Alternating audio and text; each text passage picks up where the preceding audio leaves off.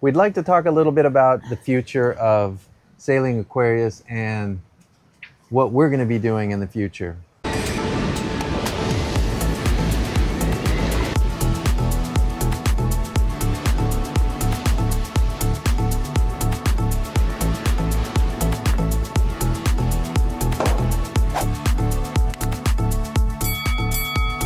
Basically what we'd like to do is we'd like to help people like you get into sailing.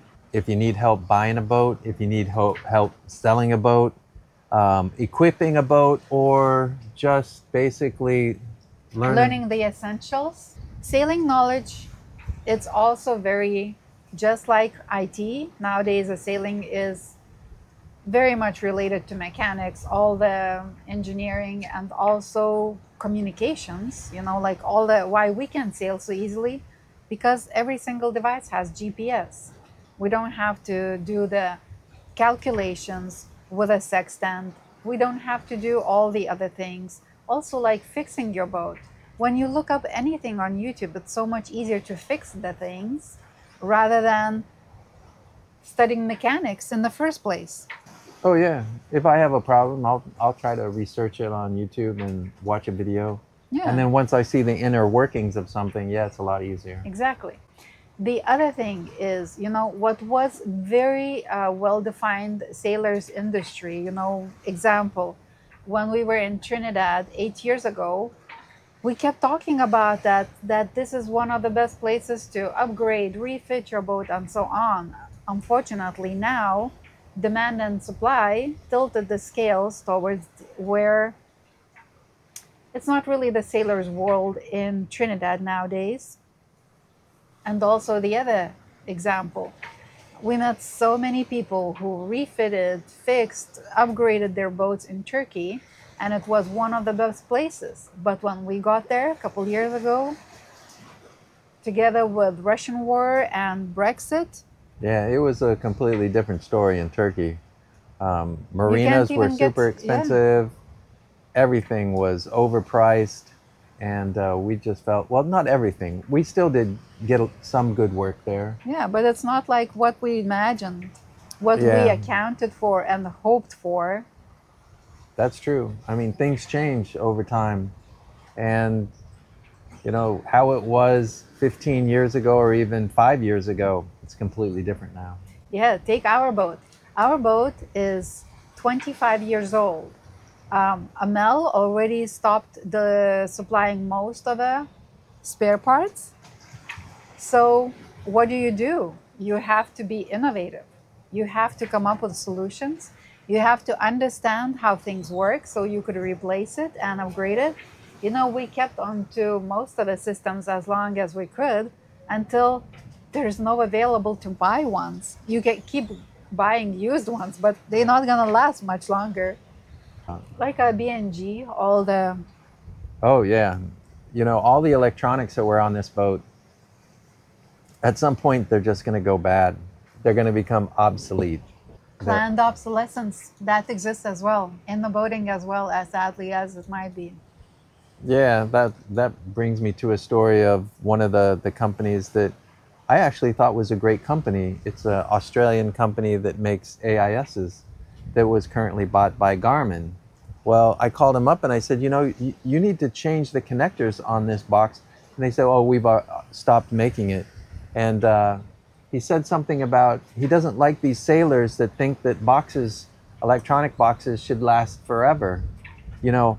And he said how he likes to change his electronics every 3 or 4 years. It's just like, yeah, if you're a supplier, I guess that's the way it is. That's the way it is. But I completely disagree. You know, the B&G stuff that was on this boat before lasted 20, 23, 24 years. Yes, it needs replaced now, but 24 years, I think that things should last at least 20 years. You know, the electronics that I put on this boat now, I think it should last 20 years. And I don't think... Can you imagine these iPads lasting 20 years? No. But that's the difference between something you bolt on the boat and something you carry with you. Yeah. Yeah, the other things too, you know, we met quite a few sailors who probably didn't understand very well, and it was easy to not understand very well, but they bought marine Starlink, and that is so expensive. So this one dish is like 700, or we paid 500 euros. That one was like 2,500, and they use so much electricity that they actually can turn it on and use it only for a couple hours a day because they can't constantly run it. It's just too much. Yeah, I mean, you have to be smart with the electronics that you put on a boat. You know, getting the best of the best isn't always the best solution. You know, like I talked about in one video, why do I have this thing just tied up here right now? That's because the technology is changing so fast. Now they have the mini. Soon, and I hear it is now, that like 2 iPads, the size of 2 iPads, I believe. Yeah, something like that, a little bit bigger than that. But now I can put that new antenna on a soft mount someplace because it's lighter, and plus I can run it off DC now. There's so many benefits of this newer one, where if I would have made a mount for our current Starlink, it's just like, what am I going to just cut the mount off? And then all the time that it would take to mount this, run the wire through the boat to a plug, it didn't make sense to me, because I knew that the industry was changing way too fast. Some people drilled into it to disconnect the motors. Tilt. Now, I just thought to myself, this is a hardware software issue. They call it firmware.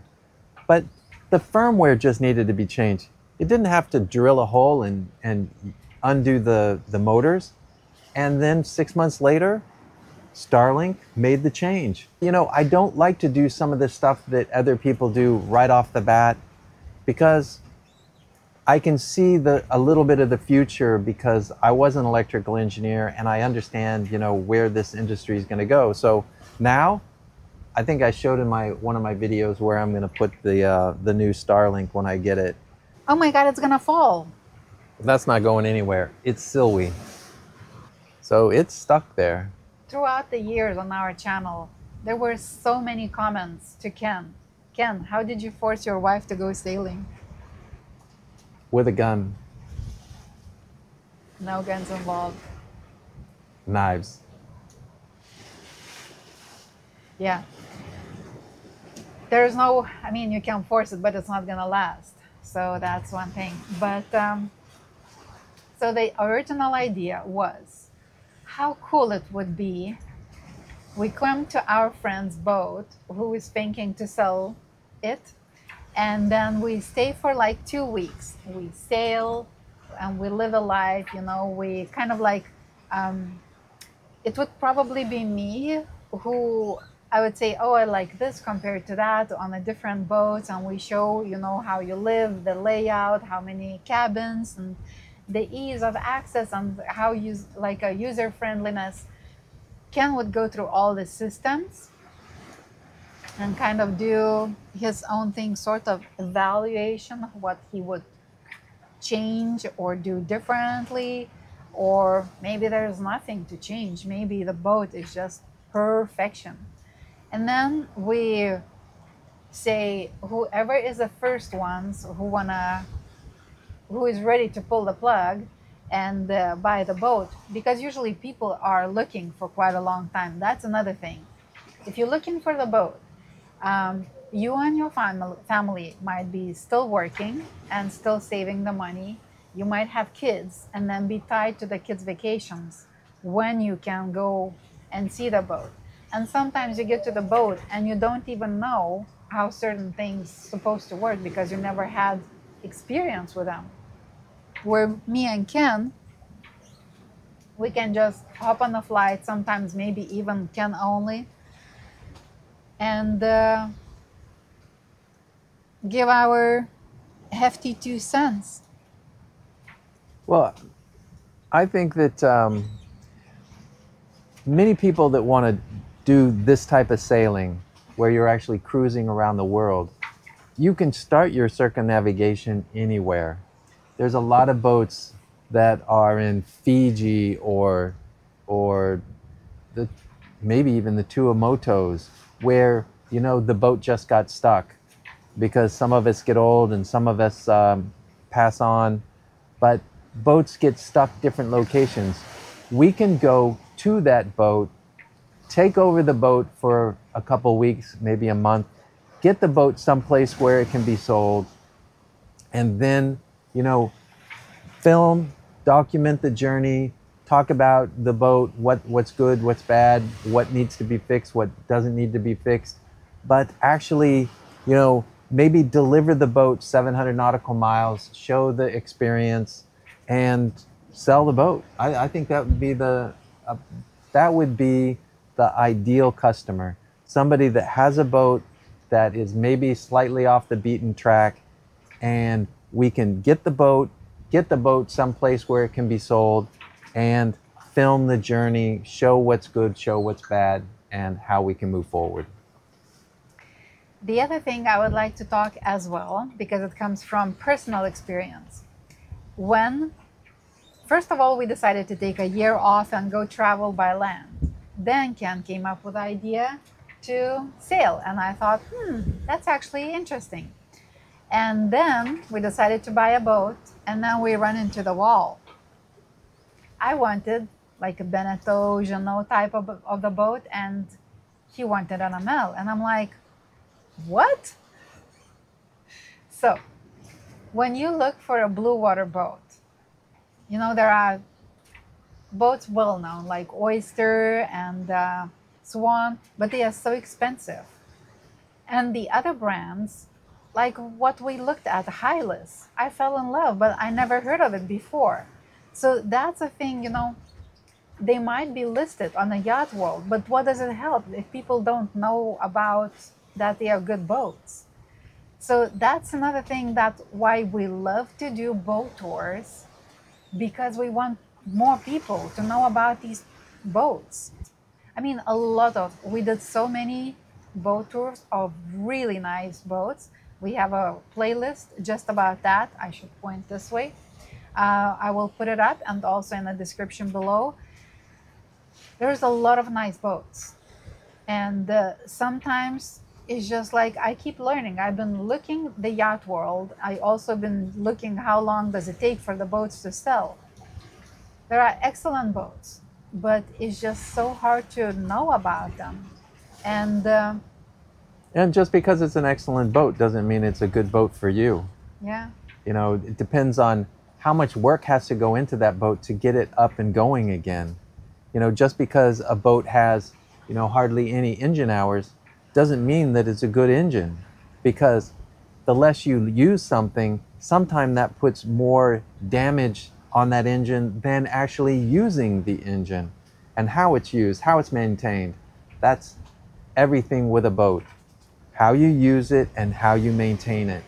Because, you know, just because somebody says, oh, the engine only has 1,000 hours, but it could be fully rusted on the inside, and the turbo doesn't work, you know, the elbow is so rusted out that, you know, you're gonna have to replace that.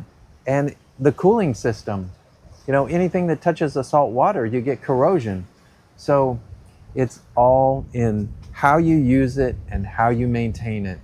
So you can have a boat that has 7,000 hours on the engine, and that engine is much better than some engine that's only got 300 or 400 hours on it. Just like a car, you know, they say use it or lose it. They say that about cars? I thought they said that about boats. About your truck. You can say whatever you want about my truck. I don't even care. Oh my God. Yeah, so there's so many things, you know, that comes into play. And it's basically a separate world. There is not only to learn how to check in, check out, how all these different systems work, that it's basically, we were talking with somebody that it's basically running a small city, because you make your own electricity, you store your own electricity, you make your own water, you take care of your own piping and all the other systems. Yeah, you have to be a systems engineer. You have to know all your systems. And it takes a while to do that. I've said so many times, it's just like the first time you're just trying to get to know the boat and get to know the lifestyle of cruising. The next year, you're, you know, trying to figure out how to fix your boat and make sure it's functioning all the time. And then maybe the third year, you actually enjoy it. Yeah. I'm smiling more because I just recently was reading somebody is selling their boat. It's they had it like for 2 years, did so much upgrades, so much upgrades, and then they proudly say none of that was done by some cheap DIY, and we spent like 200,000 on this boat, and the boat is selling for like 100 grand. And I smiled because I thought those people think that just because you hire somebody and they charge money or a lot of money, it equals that they do a really good job. No, that doesn't exist anymore. I mean, it does exist, but it's not, I wouldn't always put the equal sign. It just because somebody is charging you money, it doesn't mean that they will do a better job or sometimes even a bad job. And you know, in our case, I noticed it's quite different when you say, "Oh, I would like to film." They already like, "Huh?" I'm like, "Oh, we have a YouTube channel. We will film." And I can blur your face or whatever, leave your privacy away, but I think you get way better job just by filming somebody rather than, you know. Well, I think we've had good work and we've had bad work. In Trinidad, we've had great work, and we've had bad work. Not everybody that worked on my boat did a good job. Yeah. So, you know, that's the case everywhere. But you have to keep an eye on people. Anytime somebody's working on your boat, you got to watch them.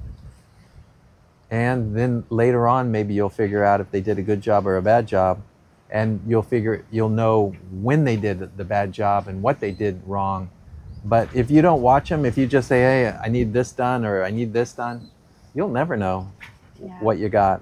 I would watch them anyways because you learn certain things, how certain things work, how you can fix them.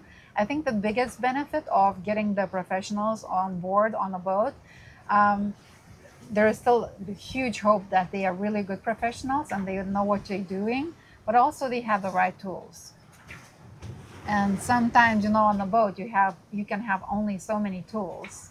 Yeah, you don't have everything all the time. And if it's a job like changing the rudder packing that you only do once every 10 years on a boat, sometimes you just don't want to carry all the tools to do that particular job. So you let somebody else do the job because they have the proper tools. Yeah, and that's kind of like a problem if you can't resolve it yourself.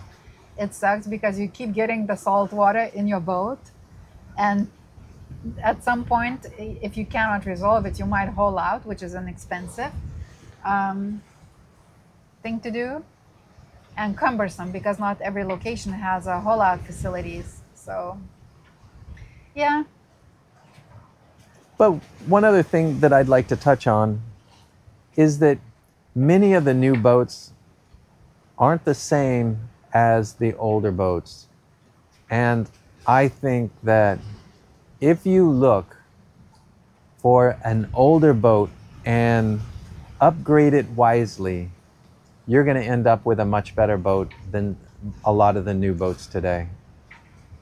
That's engineer talking. Me, as a wife and as a woman, I always will go for a newer one. And there is somewhere it has to be the balance, I believe.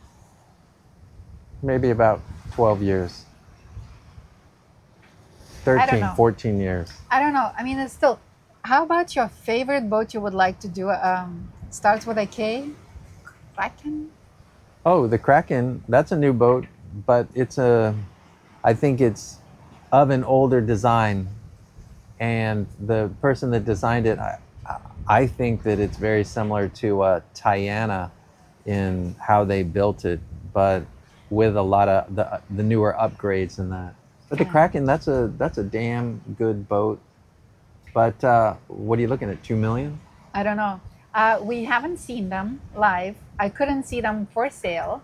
So we're going up to at least Virginia. And if somebody would be willing to let us do a boat tour of Kraken, Yeah, that would be oh my good. goodness. Yeah, I'd we like would to be see one. so happy. So happy.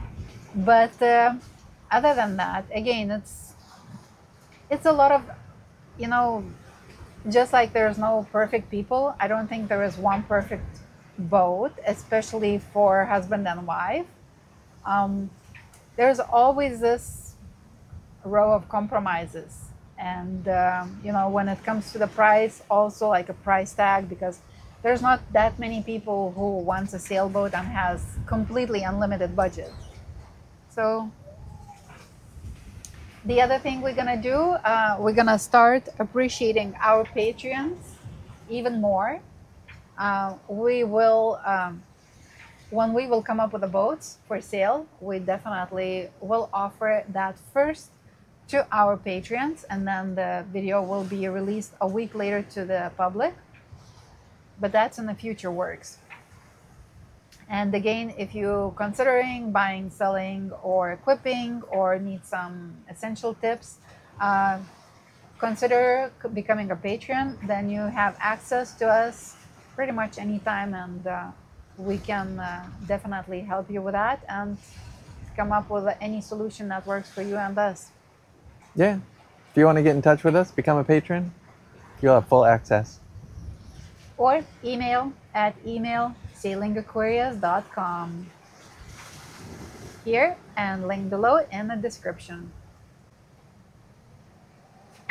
Oh, look how happy he is.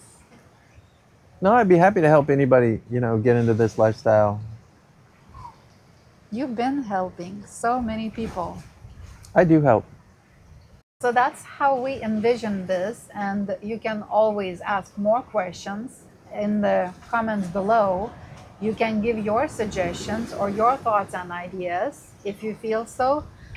But again, we live in this, we enjoy this, and we want to help others to do the same. I agree with that.